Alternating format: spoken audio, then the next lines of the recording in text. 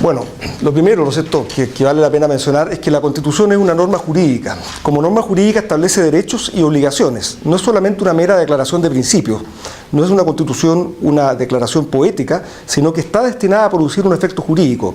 Es una norma que puede ser aplicada por los jueces para resolver conflictos. Y en consecuencia, como toda ley, hay que tener cuidado en lo que se pone en ella. La segunda característica es que las constituciones normalmente son escritas. Hay constituciones codificadas, como la chilena, donde principalmente todo está en un solo texto. Hay constituciones que requieren de varios textos distintos y hay constituciones constitucionarias, como la Constitución de Inglaterra. La característica principal de una constitución es que es la principal norma que rige el Estado. En consecuencia, todas las leyes, tratados, reglamentos y decretos deben someterse a lo que señala la Constitución, tanto en cuanto al fondo, tanto en cuanto a la forma. Lo que señala una ley o un decreto no puede ser contrario a lo que diga la Constitución y a su vez las leyes y decretos deben aprobarse de la forma que la Constitución señale. ¿Qué es lo que ha establecido o cuáles han sido los contenidos que en el tiempo han tenido las constituciones? Esto ha ido cambiando. En una primera etapa las constituciones eran bastante pequeñas. De hecho, la Constitución de Estados Unidos tiene, creo que 9 artículos, que después ha sido adicionada mediante la enmienda. Inicialmente era una constitución pequeña. Lo principal de las constituciones probablemente es establecer los poderes del Estado, la forma en que se generan los poderes del Estado, la forma en que interactúan los poderes del Estado, es decir, el sistema de gobierno, pero también establecer derechos y obligaciones de los ciudadanos. Y en una etapa más moderna, las constituciones también han establecido reglas para determinar cómo se ha de modificar una constitución en el tiempo. ¿Cómo nacen las constituciones? Lo primero, el constitucionalismo no es una cosa que haya acompañado a los países desde siempre. El constitucionalismo es un movimiento relativamente moderno, del siglo XVI, XVII, XVIII.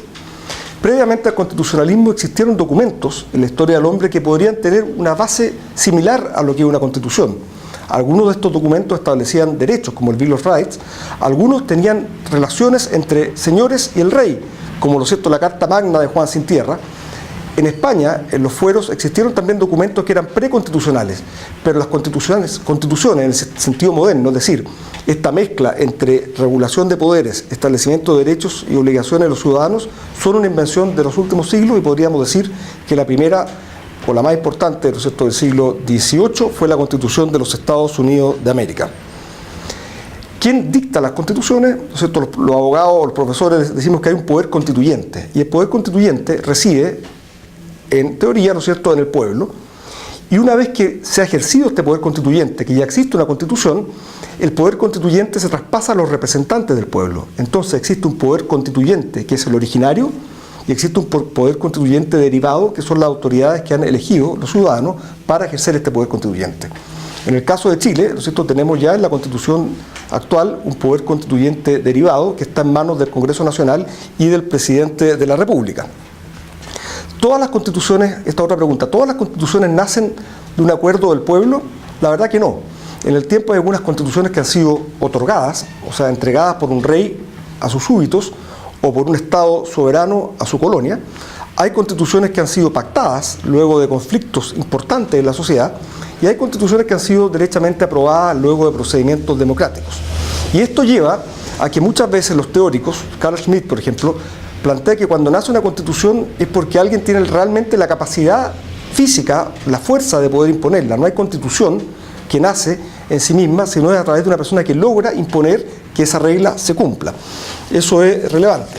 Y por eso que a veces las constituciones tienen orígenes complejos, pero muchas veces se van legitimando en el tiempo.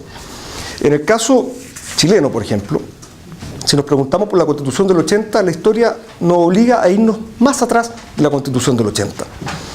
Hay que tener presente que la Constitución del 25, ¿no es cierto?, nace después de un movimiento que se llamó el ruido de sables, o sea, viene precedido de sables también la Constitución del 25, y recién empezó a funcionar en Chile en plenitud el año 32, cuando se termina la República Socialista. Ahí realmente, después de 7 años, se empieza a aplicar la Constitución del 33 en forma plena. Rigió sin ningún problema hasta el año 1970. A partir de esa fecha vamos a ver que cambia la situación. Previo a la elección de Allende y para permitir su ratificación por el Congreso Pleno, ustedes saben que Allende no logró la mayoría en la primera vuelta y hubo que votar su ratificación en el Congreso Pleno, se estableció una modificación a la Constitución del año 25 que se llamó el Estatuto o Pacto de Garantías. Ya había temor en algún sector de la ciudadanía de que el gobierno de la Unidad Popular no respetara algunos derechos o garantías como la libertad de asociarse o la libertad, lo cierto, de expresión, y en consecuencia se reforzaron en la Constitución del 25. En base a eso salió finalmente ratificado Salvador Allende y fue legítimamente presidente de la República de Chile. Entre los años 70 al año 73 se empezaron a producir ciertos problemas constitucionales relevantes que de alguna manera pusieron en duda la vigencia de la Constitución del año 25 en ese periodo. Es sabido que la Cámara de Diputados declaró que el gobierno de Salvador Allende era inconstitucional. ¿Y por qué? Simplemente porque Allende no estaba promulgando las leyes y una reforma constitucional que había sido aprobada por el Congreso. De otro lado, los tribunales de justicia también señalaron que Allende estaba invadiendo sus poderes. ¿Por qué? Simplemente porque los tribunales dictaban una sentencia, pero el gobierno de Allende, que tenía la superioridad jerárquica sobre las fuerzas policiales, no le daba ejecución a la sentencia, sino que la sometía a un juicio político de oportunidad y de mérito. Es decir, las sentencias no se ejecutaban. Y en consecuencia, de alguna manera, bajo la vigencia de la Constitución del 25, el gobierno, el Ejecutivo, fue invadiendo el ámbito del Poder Legislativo al no publicar y promulgar las leyes, el ámbito del Poder Constituyente al no promulgar una reforma constitucional y el ámbito del Poder Judicial al no darle ejecución a los fallos que habían sido dictados por los tribunales de justicia. En todo este escenario se produce el golpe militar el año 1973 y asume, lo cierto, la Junta de Gobierno. ¿Qué pasa en ese momento? Bueno, evidentemente se produce un vacío y ese vacío empieza a ser llenado por normas que se empiezan a dictar bajo la Junta de Gobierno. Básicamente se dejó vigente la Constitución del 25 en la medida de lo posible. Eso significó que todas las atribuciones de los tribunales de justicia quedaron plenamente vigentes. Sin embargo, al disolverse el Congreso Nacional, se concentró en la Junta de Gobierno el Poder Ejecutivo, el Legislativo y el Constituyente. O sea, lo único que quedó funcionando aparte fue el Poder Judicial, la estructura completa de los tribunales de justicia. Eso generó una confusión, porque la Junta de Gobierno podía dictar decretos leyes, que valían igual que una ley, pero también podía modificar la Constitución mediante decretos leyes. Pero entonces, la pregunta era, si puedo modificar la Constitución de la misma forma que puedo aprobar una ley, ¿cuándo una ley va a ser inconstitucional? Probablemente nunca, era muy difícil, se aprobaban de la misma manera.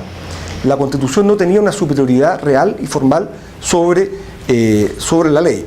En consecuencia, se empezó a establecer y a regular poco a poco y se dijo que la Junta a futuro iba a poder modificar la Constitución, pero cuando lo decía expresamente.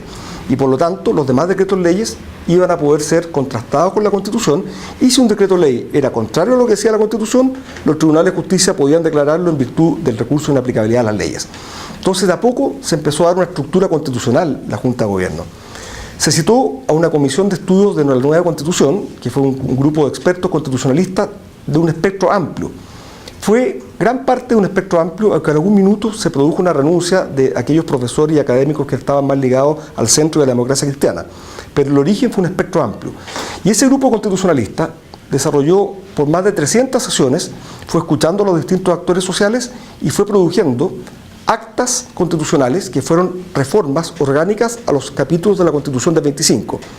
Ya entonces teníamos una Constitución del 25 que regía en lo posible, teníamos decretos leyes que modificaban la Constitución del 25 y teníamos estas actas constitucionales que fueron tratando de dar organicidad a este sistema constitucional.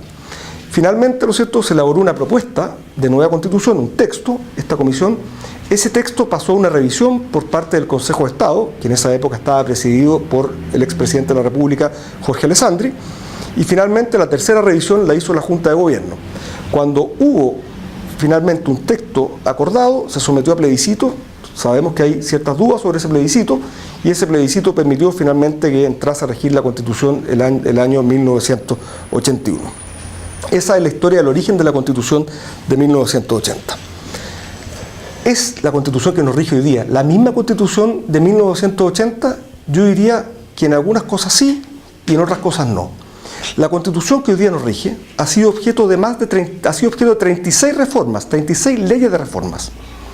Pero cada una de estas reformas ha modificado muchos artículos de la Constitución. Es decir, nuestra Constitución es una Constitución que se puede modificar. Yo les digo, por ejemplo, la Constitución alemana, la Constitución de Bonn, ¿no es cierto?, que fue aprobada con posterioridad al término de la Segunda Guerra Mundial. Alemania estaba tan traumada por lo que había sucedido con el movimiento nazi que estableció cláusulas pétreas, cláusulas que no se pueden modificar la Constitución.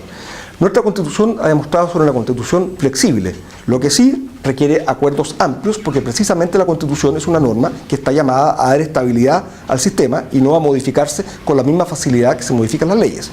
36 leyes de reforma constitucional.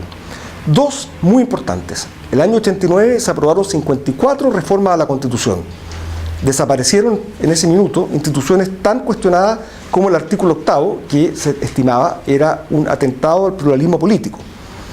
El 2005 se aprueba una nueva modificación constitucional y a partir de ahí se habla de la Constitución del 2005. ¿Y por qué? Por varias razones. Primero, porque la reforma del 2005 fue una reforma profunda en materia del Tribunal Constitucional, en materia de senadores designados, en materia de sometimiento de las Fuerzas Armadas al Poder Civil. Es una constitución es un cambio constitucional importante. En segundo lugar, se dictó un decreto que resistematizó las normas de la Constitución. Hasta ese minuto, la Constitución estaba quedando con algunos artículos derogados o con algunas normas que eran bis, ter, y ahora finalmente, ¿no es cierto?, se estableció un nuevo articulado de la Constitución completa. Y en tercer lugar, porque se aprobó mediante un nuevo decreto que ahora estaba firmado por el presidente Ricardo Lagos y por lo tanto desaparecía de la Constitución y el decreto que la aprobaba la figura del general Augusto Pinochet. Es en consecuencia una Constitución que tiene mucho de la Constitución original, pero que ha podido ser modificada cada vez que ha sido necesario, que esas modificaciones se han producido con amplios consensos, que incluso ya no lleva la firma del gobierno militar tras esta Constitución. Es una Constitución absolutamente legítima, que se ha legitimado en el tiempo para quienes creían que tenía un problema de origen y para quienes no, tendrán que entender que es una Constitución que ha regido como cualquier otra de otro hemisferio. ¿Cómo se modifica la Constitución actual? A ver, primero, ¿no es cierto?, desde el punto de vista del derecho comparado, es decir, del derecho de otros países, hay muchos sistemas para modificar las constituciones. Hay sistemas donde interviene el Congreso. Hay sistemas donde intervienen dos congresos seguidos, es decir, un Congreso aprueba la reforma constitucional, se produce una nueva elección, se eligen nuevos parlamentarios y el nuevo Congreso vuelve a aprobar la reforma de manera tal de asegurarse que el cambio no fue coyuntural, sino que obedeció efectivamente a un convencimiento profundo de la ciudadanía que se volvió a expresar en la elección de los nuevos parlamentarios. Esto existía, por ejemplo, en la Constitución de 1833, para reformarse se requerían estos dos congresos.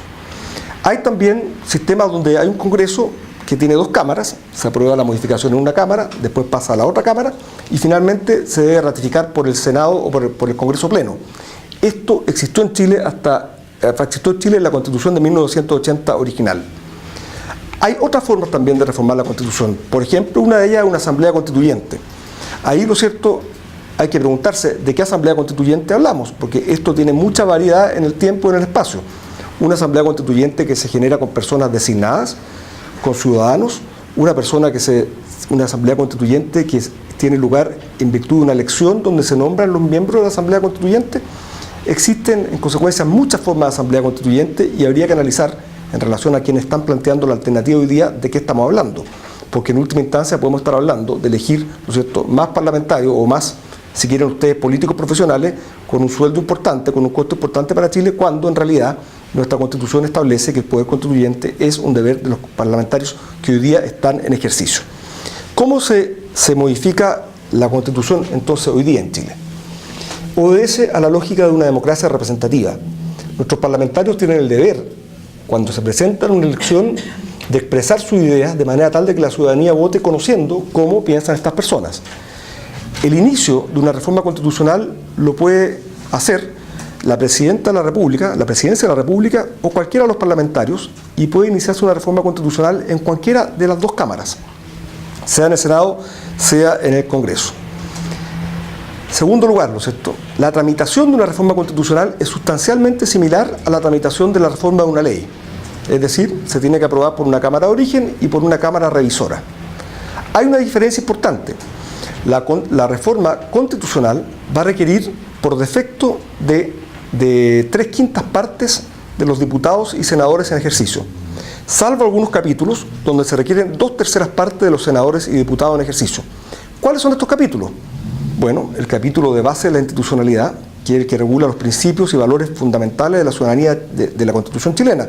Por ejemplo, que Chile es una república democrática, que Chile es un Estado unitario, que el Estado está al servicio de la persona humana, que la familia es el núcleo fundamental de la sociedad, que el Estado debe regirse por la probidad y la transparencia, o que el Estado solo puede hacer aquello que la ley le permite hacer expresamente. Eso requiere 2/3 partes de los senadores y diputados en ejercicio. También requiere 2/3 partes de los senadores y diputados en ejercicio la modificación del capítulo que tiene que ver con derechos y garantías constitucionales.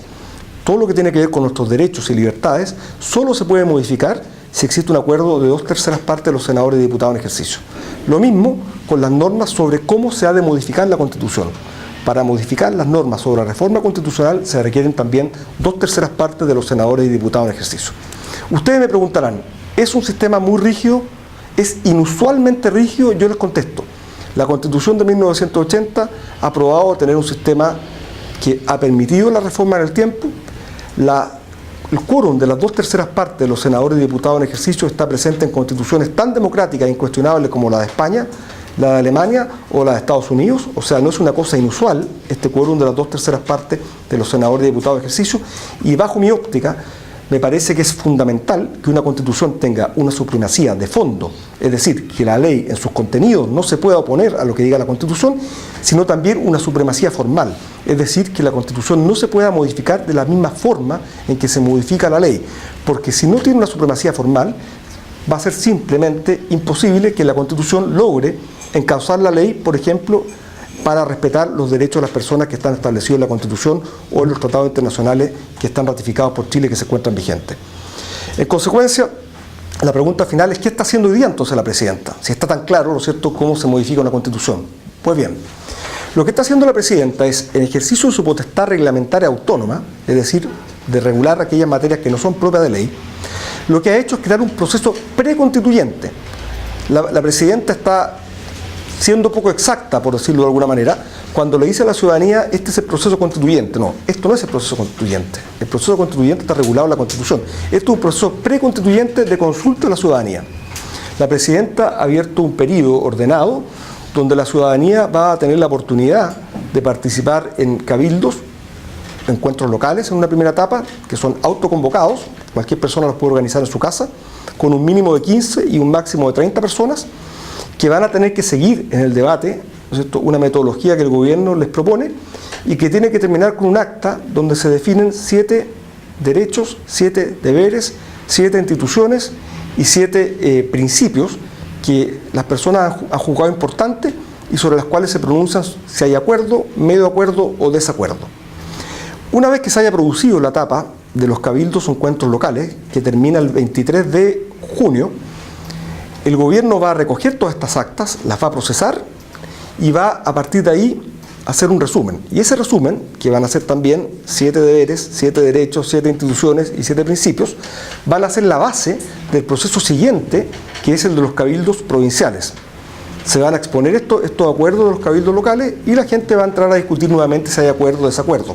Por supuesto que se pueden traer nuevos temas al debate, pero la verdad es muy difícil que temas nuevos puedan entrar, por cuanto una vez que están expuestos estos temas y teniendo 3 minutos para hablar cada persona que asiste, es muy improbable que logre desviar, ¿no es cierto?, y agregar temas nuevos que no sean aquellos que venían de la etapa previa. Y eso hace que sea muy importante tener una participación activa y una fiscalización activa sobre que esta etapa inicial, que son los cabildos locales, esté siendo bien conducida por el gobierno. Finalmente, va a tener lugar los cabildos regionales, que van a seguir la misma lógica. En base a las conclusiones de los cabildos regionales, la presidenta, su gobierno o el Consejo de Observadores o quien quiera sea, todavía no está claro, van a hacer un resumen y ese resumen se va a llamar las bases ciudadanas para una nueva constitución. En base a ese documento de bases ciudadanas, la presidenta va a elaborar un proyecto constitucional que lo va a presentar, ¿no es cierto?, el año 2017. Paralelamente, la presidenta va a enviar al Congreso un proyecto de reforma constitucional a este Congreso para que habilite al próximo Congreso a pronunciarse sobre cuál va a ser la metodología de creación de esta nueva Constitución. Es decir, va a mandar un capítulo que no va a modificar de alguna manera el actual capítulo de reforma constitucional, sino que va a crear algo nuevo, que es cómo nace una nueva Constitución. Y ahí el Congreso Nacional siguiente tendrá que pronunciarse entre distintas alternativas. Una es que la apruebe el Congreso Nacional, otra es una asamblea constituyente, otra es una comisión mezcla entre parlamentarios y académicos, y la cuarta es una asamblea constituyente, es decir, alguna forma de participación en una especie de congreso especialmente citado, no sabemos si en base a elección o en base a designación, para establecer esta nueva constitución y pronunciarse sobre ella. Finalmente, debiese existir un plebiscito ratificatorio. Bajo la óptica nuestra, existe un Congreso Nacional, los parlamentarios que tenemos son legítimos, la Constitución chilena es legítima. En un sistema de democracia representativa son los parlamentarios los que tienen la obligación de ejercer este poder constituyente. Lo que está haciendo la presidenta simplemente es ningunear al Congreso Nacional y pretender una mejor comunicación directa con la ciudadanía, dejando de lado al Congreso. ¿Qué significa eso? Bueno, que la presidenta concentra poder y que el único órgano que realmente puede fiscalizar lo que está haciendo el presidente de la República, que es el Congreso Nacional, particularmente los diputados, van perdiendo peso en la sociedad.